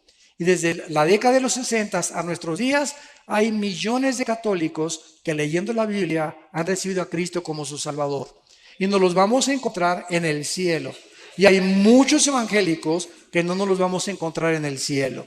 Aunque se llamaran evangélicos, van a estar en el infierno calientito, ¿verdad? Porque estamos llenos de personas en las iglesias evangélicas, y no por ser evangélico eres cristiano. O porque tu papá es monja, tu tía es monja, porque tu papá es pastor, o porque tu tía es el cardenal de no sé dónde. Tienes que nacer de nuevo. Entonces, mientras tú no tengas una experiencia personal con el Hijo de Dios, tú no puedes estar seguro de tu salvación. Entonces, Dios es soberano. Ahora, claro que un católico que se convierte a Cristo tiene al Espíritu Santo y no tarda en salirse, porque Dios no nos llamó a la idolatría. Y Roma es contraria a la salvación. El mensaje que predica Roma no es el mensaje de la salvación por la gracia, es la gracia más los sacramentos, la gracia más las buenas obras. Y Roma se sigue considerando la madre de la iglesia, y fuera de Roma no hay salvación. Así que bueno, ¿verdad? Hay muchas profecías acerca del Vaticano y de la corrupción que han hecho con la palabra de Dios. Pero gracias a Dios por todos. Yo me encuentro con padres, que no les digo padres, les digo compadres, ¿verdad? En lugar de padres, sí, me siento más libre de decirles así: oye, compadre, no soy padre, no eres compadre, ven para acá, compadre. Y compartirles la palabra de Dios, ¿verdad? Una vez estuve en Guatemala, me llevaron a un convento, les cuento esto rápido, es muy bueno esto, porque me llevaron a un convento de monjitas, unos pastores, y era una madre linda, la madre superiora. Y entonces les dije, ¿qué hacen aquí encerradas, hermanas? Y se voltearon, ¿cómo que qué hacen aquí encerradas? Le digo, sí, ¿qué hacen encerradas? ¿No leen la Biblia? Sí, claro que sí, pastor. Pues dice Mateo 28, 19, 20, vayan y prediquen el evangelio. ¿Qué hacen aquí encerradas? El diablo las ha engañado, que se queden encerradas, y si siguen encerradas, ¿cómo van a salvar las almas? Y se volteaban a ver, unas otras comenzaron a persinarse, a sacar sus estampitas. Y entonces la madre superiora me llamó a su oficina y me dijo: oiga, pastor, quiero hablar con usted. Oré con ella y recibió a Cristo. Dice, nunca lo habíamos considerado. Le dije, es la trampa más grande de los monasterios y los conventos. Dios no quiere que nos encerremos. Si nos encerramos, ¿cómo vamos a ganar las almas? Él dijo, vayan y prediquen el evangelio a toda criatura. Y el diablo los encierra para contradecir las órdenes de Jesucristo. Y eso fue lo que les movió el tapete, para poder entender que estaban engañadas. Yo no sé cuántas dos más se han últimas preguntas, convertido, doctor ¿verdad? Alducin. Sí. Dice, ya las dos últimas, terminamos. Luego de la resurrección nos encontraremos con nuestra familia. ¿La reconoceremos? ¿Que si vamos a reconocer? No, que si nos encontraremos en el cielo con las familias y si las podremos reconocer. Bueno, cuando Cristo llama en Mateo 17 a Juan, Santiago y Jacobo para que se transfigurara enfrente de ellos, apareció junto a Cristo Elías y Moisés. ¿Se acuerdan de este pasaje? Y los apóstoles pues no había más Polaroid, no había fotografía, nadie había retratos de Elías ni de Moisés. Sin embargo, los apóstoles los reconocieron, Moisés y Elías. Y estaban los dos hablando con Jesucristo. Y estaban tan emocionados, ¿verdad?, que ya Pedro quería hacer un tabernáculo para quedarse a dormir ahí. Y pues ya quedarse ahí, ¿verdad? Entonces nosotros vemos que la pregunta es ¿cómo los pudieron reconocer no habiendo ningún registro de Moisés ni de Elías físicamente? Y la respuesta es que el conocimiento espiritual se llama intuitivo. Entonces, por ejemplo, cuando Pedro en el capítulo 5 de los Hechos llega a Ananías y Zafira, pregunta, ¿quién le dijo a Pedro que habían robado a Dios? ¿Quién le dijo? Pedro no tenía cámaras fotográficas, ni inspectores, ni satélites para estar inspeccionando la casa de todos los cristianos. Y al llegar a Ananías, dijo, ¿por qué vendiste esta heredad en tanto? ¿Por qué me vienes a engañar a mí? Estás engañando al Espíritu Santo. Y viene Zafira, la esposa, y caen muertos, y gran temor cubre a la iglesia. ¿Qué quiero decir yo? Que cuando vayamos al cielo, vamos a saber, ahí está Adán. Nunca, yo no sé ni cómo fue Adán, pero va a haber un conocimiento intuitivo, espiritual, que me va a decir, ahí ese es Pedro, ese es Adán, ahí está Moisés. Y ese conocimiento intuitivo lo estamos comenzando a experimentar ya aquí en esta tierra, como lo experimentó Pedro. Yo les digo una cosa muy sincera, sin ganas de gloriarme. Hay mucha gente a la que yo veo y siento en mi espíritu cómo son realmente en la realidad.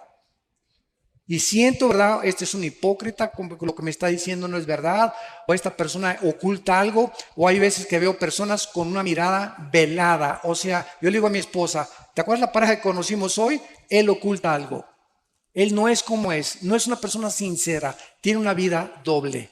No sé qué sea, pero no es una persona transparente, porque la lámpara del cuerpo son los ojos. Es un conocimiento intuitivo que no se obtiene a través de leer ni de investigar, sino se siente en el espíritu. Y mientras más crecemos en el Señor, más sensibles nos volvemos al discernimiento de espíritus. Hermano pastor, ¿puede repetir el sonido de las trompetas? Se grabó, ¿eh? De cumpleaños. Por tu cumpleaños. No es broma, no es broma. Es muy bromista y yo lo llamo y le digo apóstol y me dice ¿qué hubo, querubín? Apóstol de ¿Qué apóstoles. tanto? Exacto, que el tema de la apostolitis, así rápido. Yo no acabamos aquí ahorita con eso. No, un resumen. ¿Cuánto hay de tiempo? 2 minutos. ¿Sí?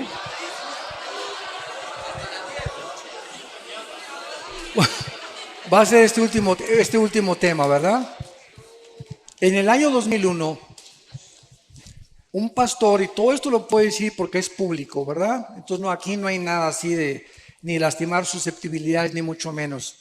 En el año 2001, un pastor en California llamado Peter Wagner, en una reunión de una iglesia, acercó a una mujer profeta y le puso las manos y le dijo, el Espíritu dice que tú vas a ser el fundador de la Coalición Apostólica Internacional. Entonces, este hombre, a las 2 semanas de que esta supuesta profetisa le haya dado este mensaje, comenzó a hacer inscripciones cobrando $250 para que se inscribieran todos los que querían ser profetas. Y se formó la Coalición Apostólica Internacional. Posteriormente, en una ciudad de Centroamérica, se juntaron en un estadio como 50 pastores para autonombrarse ellos quiénes eran los apóstoles verdaderamente. Y de ahí para adelante, ¿verdad? Pues ahora ya casi todos son apóstoles y todos son profetas. Una vez en Enlace me entrevistaron, por eso no me vuelven a invitar, en un programa para entrevistarme y dije lo que estoy diciendo ahorita públicamente. Desde hace 2000 años, ni los padres de la iglesia, ni Juan Calvino, ni Martín Lutero, ni David Brainerd, ni D.L. Moody, ni George Whitefield, ni los grandes predicadores de la historia, ni Billy Graham, ni Luis Palau, ni Billy Sunday, nadie en 2000 años se había vuelto a autonombrar apóstol. ¿Por qué? Porque los apóstoles fueron escogidos por Cristo y tenían condiciones para ser apóstoles. Haber estado con Cristo desde el bautismo del río Jordán hasta su resurrección. Y como Pablo fue el único que no pudo cumplir estas condiciones, él se autonombra como un abortivo y dice, soy el último de los apóstoles. Yo, amigos míos que me dicen y los aprecio, que son apóstoles, les digo, entonces Pablo fue un mentiroso porque tú eres el último. Y digo, y en la Nueva Jerusalén aparecen los nombres de los 12 apóstoles, le digo, y no encontré el tuyo. Ahora bien, la mayor parte de estas personas, y vuelvo a repetir, yo tengo mucho y los aprecio mucho, pero me da una tristeza lo que han hecho con la Biblia, usan el libro de los Efesios. Vamos a Efesios capítulo 2 Y esta es la piedra fundamental que la mayoría usa para justificar que el apostolado prevalece y que apareció de repente en el siglo XXI otra vez. Bueno, dicen ellos en Efesios capítulo 4, versículo 11 y 12, y él mismo constituyó a unos apóstoles, a otros profetas, a otros evangelistas, a otros pastores y maestros, a fin de perfeccionar a los santos para la obra del ministerio, para la edificación del cuerpo de Cristo. Entonces ellos contestan y dicen lo siguiente, porque he tenido muchos debates con ellos. Y siempre les digo, vamos a la palabra de Dios y a ver quién gana. Bueno, la respuesta, el argumento es esto. Fíjese, hermano, me dicen, fíjese usted muy bien lo que dice aquí, que estos 5 ministerios están hasta que lleguemos a la unidad de la fe y no hemos llegado. Digo, mi querido hermano, usted conoce las leyes en la Biblia de lo que se llama la hermenéutica. La hermenéutica es una rama de la teología que nos enseña cómo interpretar correctamente la exégesis de la Biblia. Y le dije, y si usted entiende que ninguna Biblia es de interpretación privada, vayamos a Efesios capítulo 2. A ver, acompáñame a leer Efesios capítulo 2, versículo 20. Un capítulo, 2 capítulos antes de lo que estamos leyendo, en el mismo libro de los Efesios. Y dice así, edificados sobre el fundamento de los apóstoles y profetas, siendo la principal piedra del ángulo. Entonces la Biblia dice que el fundamento, el piedra angular es Cristo. De una casa no se pueden poner, ya que la casa se puede poner otro fundamento y otro fundamento. El fundamento fueron los apóstoles. No se puede poner otro fundamento. Y los profetas fueron solo todos los que ilustraron a los apóstoles, porque el tesoro que hemos recibido de los evangelios y de las cartas paulinas y de las epístolas es precisamente la enseñanza de los profetas del Antiguo Testamento que nos dejaron a través de la revelación del Espíritu Santo. Entonces no se pueden poner ya 2 fundamentos. ¿Cómo puedes decir que ahora hay más apóstoles y que aparecen después de 2000 años que nunca habían aparecido? Entonces, esto es absurdo completamente. Y les mostré también, ¿verdad? En Apocalipsis capítulo 2, la carta a Éfeso, que Cristo les manda y les dice lo siguiente: los felicito, ¿verdad? Porque han probado a los que se dicen ser apóstoles y no lo son.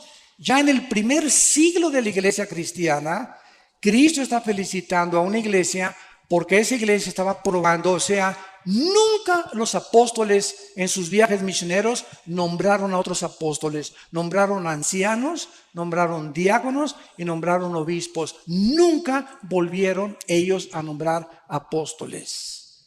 Cuando dice, por ejemplo, en Filipenses 3, que Epafrodito fue uno de los mensajeros, la palabra apostolos es la palabra mensajero, que se usó como alguien que fue enviado, pero no, una cosa es el ministerio y otra cosa es el apostolado. Entonces yo creo que hay muchos pastores que han edificado. Un apóstol verdadero es alguien que hizo 30, 40 iglesias después de 23 años de ministerio, reconocido por su integridad, tuvo un apostolado, pero no es apóstol. El oficio del apóstol desapareció. Ahora, si Dios les premia a la iglesia de Éfeso porque probaron a los que eran apóstoles, la pregunta es, ¿cómo podían los cristianos en el primer siglo probar a los que eran y a los que no eran apóstoles? ¿Cómo los podían probar?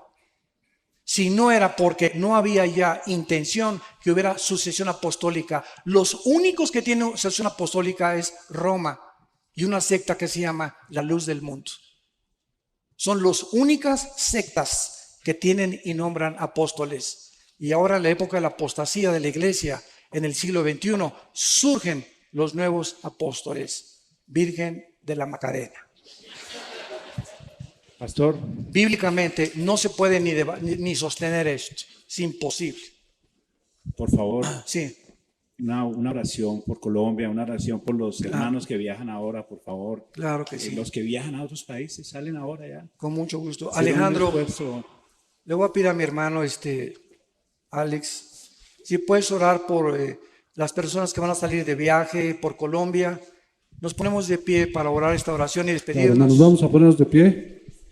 Tome de la mano a su esposa o a su hermana que viene, algún familiar.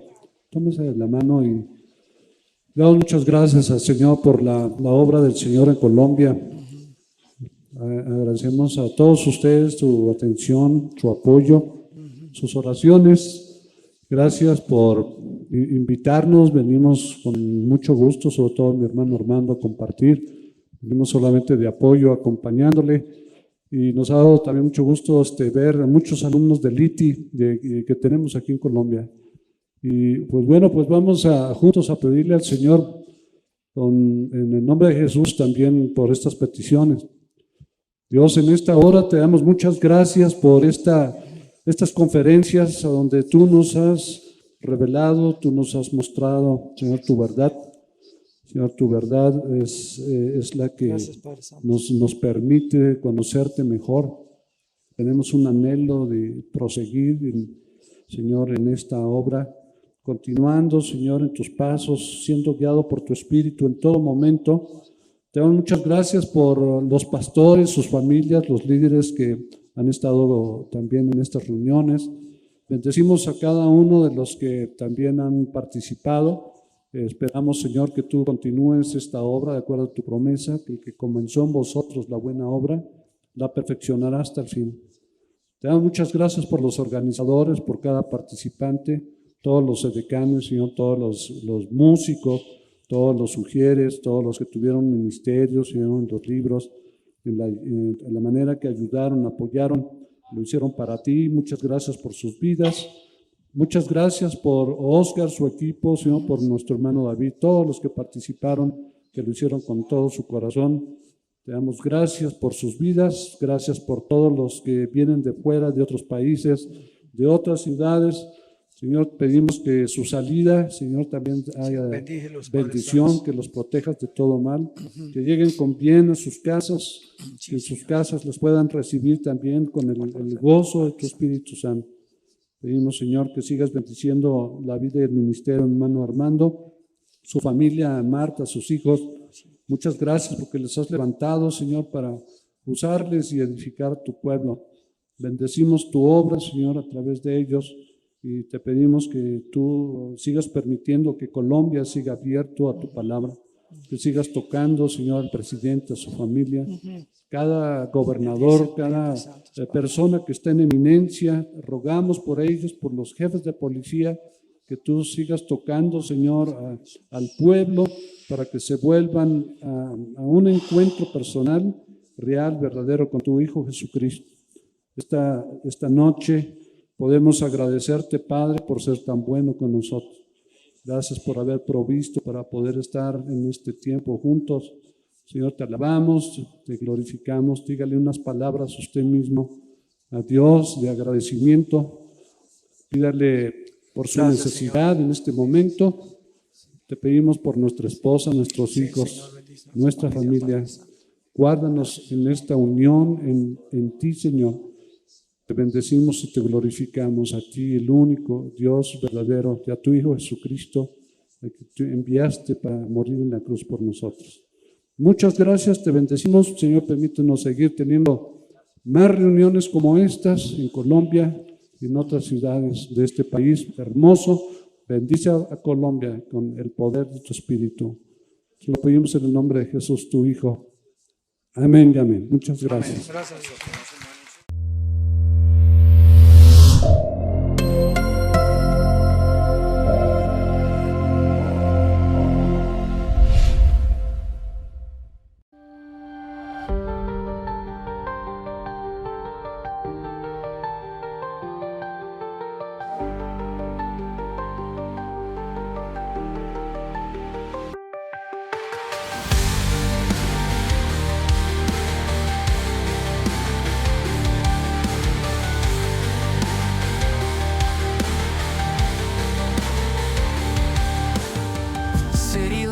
Dancing in the night, neon signs shining so bright. In this electric jungle we roam, searching for memories lost at home. Skylines painted with starry hues, the night whispers ancient truth. Beneath the glow of a digital moon, our hearts will find their rhythm soon. In electric dreams we fly so high, through circuits and stars we touch the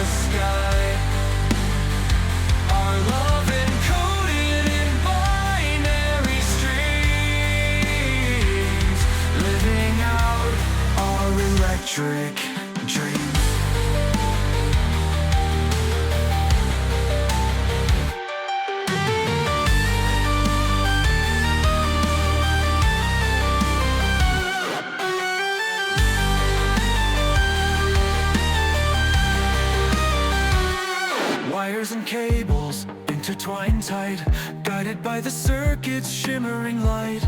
We chase the shadows of days long past, in this world where illusions last. Synthetic hearts beat in our chest, together we strive in this endless quest. On the edge of what's yet unknown, hand in hand we're never alone. In electric dreams we fly so high, over circuits and stars we touch the sky. Our love encoded in binary streams, living out in electric dreams.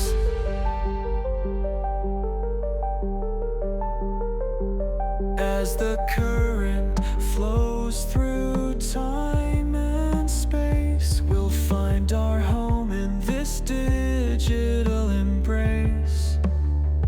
Forever connected, our story redeems. Together we're infinite in electric dreams.